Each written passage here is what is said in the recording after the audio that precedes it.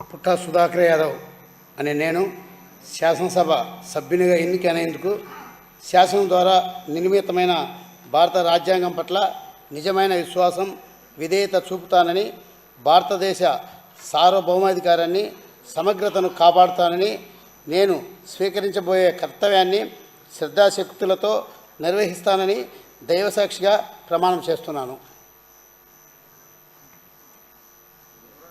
ఆంధ్రప్రదేశ్ శాసనసభ సభ్యుడైన పుట్టా సుధాకర్ యాదవ్ అనే నేను సభ నియమాలకు కట్టుబడి ఉంటానని, వాటిని అనుసరిస్తానని, సభ మర్యాదలను పాటిస్తానని, సంప్రదాయాలను గౌరవిస్తానని దైవసాక్షిగా ప్రమాణం చేస్తున్నాను.